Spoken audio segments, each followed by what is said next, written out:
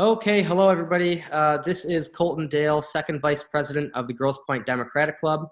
And right now we are holding a panel discussion on a variety of topics with some of the leaders of the GP Dems. So let's start with some introductions, and let's start with our president, Gary Bresnehan. Good afternoon. This is Gary Bresnehan, president of the Grosse Pointe Democratic Club. Hope you all been well and staying safe. Okay, who's next? I'm Jackie Kalogerakos. I'm the vice president, one of the vice presidents, and it's my husband. And hello, everybody. This is Harry Kalogerakos, past president, executive board member, and trying to stay safe and not go crazy being locked inside all this time. Okay, Keelean, want to take it away? Hi, I'm Chris Keelean. I'm the treasurer of the Grosse Pointe Dems. Been treasurer for a couple of years and trying to keep things going on here. I'm Ed Keelean, board member and chairman of the Precinct Delegate Action, who is frantically trying to finish this campaign season off by Tuesday, May 5th, when the deadline is for putting your name on the ballot, and trying to finalize the various recruiting plans we've had in place for the last several months, and trying to perfect the method of signing and notarizing precinct delegate affidavits with masks and social distancing and all the sanitary conditions we're working with. But there is a way, and we're working on it. Great. And Shannon? And I'm Shannon Byrne. I'm an executive board member and chairing the engagement committee. And engagement is going to look a little different for a while. We had some great plans for the year, and like everything else, we've had to pivot. But we're going to have some great plans moving forward, and making sure that we can all engage so that we can win by far the most important election we've ever imagined. Great. Well, thank you, everybody, for your introductions. I think we lost Gary. I'm not sure what happened to Gary. I'm here. I just need to charge my battery. Just in time for the president's report. So let's hear a quick brief president's report. Hi, everybody. Unfortunately, we had to cancel our April 22nd meeting at the War Memorial, but we're in our planning stages to do a virtual meeting in the near future. We had a great fundraiser by Zoom and remote with Senator Gary Peters. He sent us a thank you note appreciating our planning of the event and also for participating. The club gave a host $1,000 donation, and we appreciate everybody's involvement and participation. I think it went very well. He answered a lot of questions about the federal government's involvement in the crisis, the funding, the stimulus checks, how they're supporting the hospitals, the essential workers, everybody on the front line. So I just want to express for the club everybody's appreciation and deep thoughts for all of those people who are on the front lines, the medical workers, the nurses, the doctors, the grocery workers, the people who are in retail, everybody that's supporting this economy. We want to extend our deepest appreciation. We also want to extend our condolences. We had a person who passed away at our village Kroger recently, and we had several other people who have been deceased as a result of their efforts in helping us. So I want to extend our condolences to their families. I also want to extend the condolences to Tom Wilson of the 14th Congressional District, who recently passed away. He was an invaluable member. He was always there. We always remember him selling the raffle tickets at the end of the meetings. Tom was a rock and a stalwart of the 14th Congressional District, and he will be missed. And also others, Isaac Robinson, who just passed away. Everybody knows somebody who's either had it, a family that's had to unfortunately deal with it, somebody who's suffering through it. We're not immune or exempt from it, unfortunately. So I want to extend our deepest condolences to those families who've had a loved one pass away, our deepest hopes that you get better and hopefully get through it for those who've had it, and for everybody to please stay safe and please follow the governor's guidelines. We need to support her now more than ever, because as we saw in Lansing, there's a lot of resistance to it. There's a lot of people who are not taking this seriously enough. a lot of people who are not practicing as they should precautions that are well-founded in science, unlike what we have going on in our White House right now. It's all science fiction. We're not addressing the science. We're not listening to our medical people. We have a president right now who's just not of this world, in my opinion, addressing this crisis. And we really have to listen to our responsible leaders like our governor to get us through this. Absolutely. Absolutely. Well, Gary, thank you for that. Now I want to pass it over to Chris Keelan, our treasurer, for a brief treasurer's report. Okay, we've got, in our PAC account, we have $14,488. That's the most active account that we have. That's where the dues come in and out. And we pay for all our political activities with that account. We have an admin account that has $4,061 in. That's kind of an operating account. We pay for our meeting bases and our newsletters out of that account. We also have a reserve account going forward for our 2020 office. We currently have $56.44 in that account. That's $5,644 in that account. We will need more for our office for 2020. A couple things that we've hit this last month. We have 2 membership goals. One goal is for the number of members, which our goal is 500. We're currently at, I believe it's 425. Jackie, you might That's right. have a little bit different number than that, as Jackie maintains our membership records. But our dollar goal for membership is $10,000, and we are currently at $10,320. So we have already hit our dollar goal for membership for this year. I mean, we don't need more. Everybody keep on keeping on here. Get back in it. Absolutely. Yeah, we could always use more members and more dollars for good causes. Next, I know Ed wanted to speak on the topic of precinct delegates and give us an update on where he is on that. Thanks, Colton. We are about 8 or 9 days away from the deadline. File the affidavits to get on the ballot.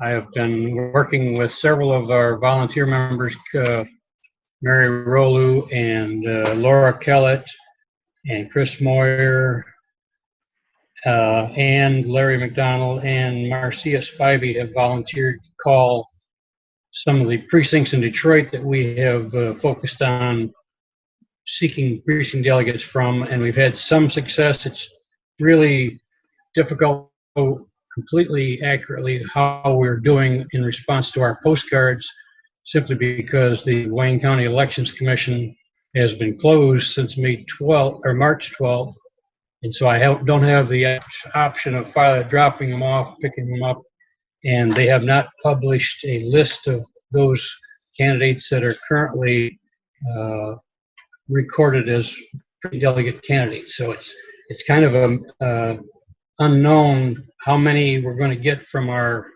postcard solicitations, but I have had some positive responses to the people that have gotten them that have called me or emailed me. And I know Laura Kell has called around to several of the same recipients, and she's had some positive responses. So I'm cautiously optimistic we're going to have more Detroit delegates than we have had in the past. And especially in those precincts, we have had no representation for quite some while. I'm still asking the current cast of delegates to re-up, and I'm getting almost unanimous consent. And I'm asking representatives in Grosse Pointe and Grosse Pointe Shores especially to reach out and see if there are any neighbors and true Democrats that are interested in getting in the program. But the deadline is May 5th. After that, we'll know how many candidates we got, and we will then focus on perhaps recruiting additional candidates by the write-in method. So, as I say, I think we're making good progress. We've had some positive responses. Okay, I want to now open it up to a more casual, open discussion about future plans for the club. I know, Gary, you kind of touched on this a little bit. Obviously, we're going to have to go virtual and do a lot of things digitally that we've really never done before. And I know we're all kind of learning about this technology as we're going along. But why don't we start with Shannon? What do you see as some of the future plans for the club? What do you have in the pipeline? And how do you see us as a club moving forward during this COVID-19 crisis? Sure. So at this point, we know we still have to do voter engagement to win, right? We vote, we win, and that takes the work. We don't know exactly what that's going to look like over the next several months, but we do know that we have some tools that we're going to start using right away. And so the first thing we're going to be launching is a phone bake challenge. Right now, one of the most important things we can be doing is making sure that we're getting the message out to Michigan voters that we can all be on the absentee list. So there are folks who have not signed up yet to be on the permanent absentee, and right now is the perfect time to be making those phone bank calls. So we're going to have some phone bank challenges for our members to take some of this time when we're in quarantine and staying safe to potentially make those calls to voters and get that information out there. Another tool that we're going to be using and we're really excited about is something called Outvote. So in addition to phone banking, we're also going to be utilizing like a text banking program. And in this way, we're going to be able to build our networks electronically and virtually so that no matter when we are able to knock doors, if we are able to knock doors, we're already building our networks now, and we're already reaching out to voters now as we go.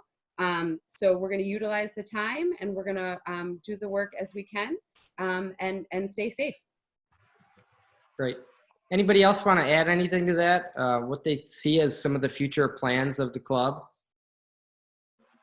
Well, we're definitely going to be using more Zoom technology. Our next board meeting will either be by Zoom or conference call, so that'll be utilized a lot more. And we just have to determine what we're going to be doing with the office fundraiser, whether it's going to be Zoom or whether we're going to wait and do a traditional live fundraiser at a home, and whether that would be the best course and do that later in the summer once this passes. So we just have to make a decision whether we want to do it earlier with Zoom or later and try to do it live, but there's no guarantee. We just don't know when we'll be able to gather in the usual way in order to have the fundraisers we are known to have. And also the office search will be delayed because we certainly can't go out with a real estate agent and do a search, visit the spaces without going around the stay-at-home order. So that will have to be delayed as well. We can certainly write addresses down when we pass by different locations to say, well, maybe this will be the spot, but we really can't engage in an active search until we're able to have some limited social contact again with real estate agents, and people are going to show us the spaces and have that sort of search like we've had in the past. So that's going to have to be delayed until this passes, or at least we're at a point where we can start having more contact with one another than we are now. Right. So in short, for those who are watching, stay tuned. We're all kind of trying to figure this out as we go, as I said. So stay tuned on future developments and plans and et cetera. So let's change the topic here. Obviously, we all know, I don't have to tell you guys, I don't even have to tell anybody who's watching this video, but this is a super important year. Obviously, we have a presidential election year this year. And I want to kick it over to the Kalogerakos right now because I'm loving that the Michigan for Obama flag in the background. I love that. So what do you think about former Vice President Joe Biden as our nominee, and what do you see? How do you see the 2020 race shaping up? All right, this is Harry. I'm going to say this. Believe it or not, I'm optimistic. I'm cautiously optimistic. Work needs to get done. But we have, I think part of the reason that we are in the predicament we are in now is that it was just inconceivable that to anybody that the results that we got in 2016 were going to happen. We now know that it is possible. So we know we need to get out and do work. We can't knock doors like we used to, but we can do a lot of phone banking, And I know that people are motivated to get out there and do the work. We've seen it in the other elections. And so based on that, I am so optimistic. I think this is doable. We just need to get out to do the work. The hardest part for me is that I'm stuck inside right now. Yeah. Well, anyone who's talked to me lately knows that I've always said I'd vote for Rock before I'd vote for Trump. And I will vote for Biden. And I don't think he's a rock. I think he's an honest guy. Maybe he is a rock. And he's honorable. And he would look out for us instead of trying to get us to drink Clorox. So I think Biden needs to be more prominent, I think, right now with what's going on. He needs to be giving us a little bit of advice. Trump being prominent is the best thing we could ask for because he's so awful and scary. And I hope that I can do something because I'm really concerned that we won't be able to get out. Phone calling sounds good to me, Shannon. Any other thoughts on the 2020 race from anybody else? Well, hopefully Joe Biden will pick it will be a woman vice presidential candidate, which is what he's mentioned before. So I'm very happy about that. And I think we'll have a good balance to the ticket. I don't know of any other candidate who goes into this election with more qualifications, more competency, being 8 years as Barack Obama's vice president. So Barack Obama trusts him. I trust him, being one heartbeat away throughout that 8 years. And also being in the U.S. Senate for all the years he's been there. So I don't think you have anybody more qualified to pick up the mess and clean it up and move the country forward than Joe Biden. Yeah. Keelan's? We just got to beat Trump. And I think Biden's a good guy. I think with a woman VP, that'll be an excellent ticket. Yeah. Let me add that I have interacted with about 30 or 40 people in the last 2 or 3 weeks in conjunction with trying to recruit them to be precinct delegate candidates. And almost universally, they are of the opinion that whereas they may have gotten postcards 2 years ago or 4 years ago and didn't do anything, this year they're serious and they recognize the magnitude of the challenge. They recognize the potential catastrophic consequences of another 3 or 4 years of this guy, and they are motivated to do something, whether it's a formal candidate for precinct delegate or just somebody that's talking to the neighbors. They are motivated. Shannon, anything to add? Yeah, I would say as motivated as we were after the last election, I think this current crisis is driving home in terrible ways just how absolutely vital it is that we have leadership that Joe Biden will provide, leadership that understands the role and importance of government in our lives. So as opposed to an attack on government that we've seen for decades coming from the right, Joe Biden understands the important role that our government actually plays. And we can all see right now in this crisis how we lack that leadership. Right. And here we are. So we have an opportunity to elect a candidate who will take our country back in the direction of making sure we're looking out for our people, not our profit, and we're looking out for the safety and well-being of Americans. Okay. Absolutely. Absolutely.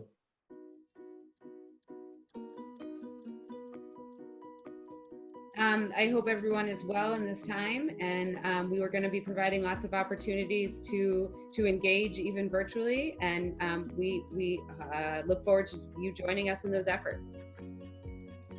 Keelan's, any final messages? Everybody stay safe. Do what you need to do, but stay safe, stay inside, keep your distance. We're going to get through this. We're going to get through it. Gary? Thank you, everyone, for your continued support, and we look forward to seeing you when this passes, and we will be ready to go, I promise, when we can all get back into our regular routines. Please stay safe, and we'll see you soon. All right, and finally, the Kalogerakoses. I wanted to ask folks to send me any emails. I've gotten emails from the people in the membership that are giving me ideas. You know, try to do this. This is something you can do. I can't come up with anything else. So if anybody has any thoughts on things that we could do while we're stuck inside, send them to me and I'll edit them or whatever and send them out to the email list and send them to Colton to put on Facebook. Perfect. Yeah, I guess I would reiterate that too. I think that you're absolutely right. I mean, we all live busy lives, and us as board members are, this is a volunteer gig. So, sometimes our members come up with better ideas than we do. Right. You can reach out to any of us. Most of our emails are on the website. You can reach out over Facebook. So please definitely feel free to get in contact with us at any time. I would like to say how much I miss everybody. I just wish I could give every single person a big old hug. I miss you all, but I know we're going to prevail with this. Yes, we will prevail. I know we'll survive. I know we'll get through. We'll survive both COVID and this presidency. We will do our work. We'll be out of here, and everything's going to be good. Be safe, everybody. Okay. Thanks, everybody, for joining this discussion panel. I really appreciate it. Everybody take care. You too. Bye-bye. Bye. Bye-bye. Thanks, Colton. Bye. Bye. Yeah.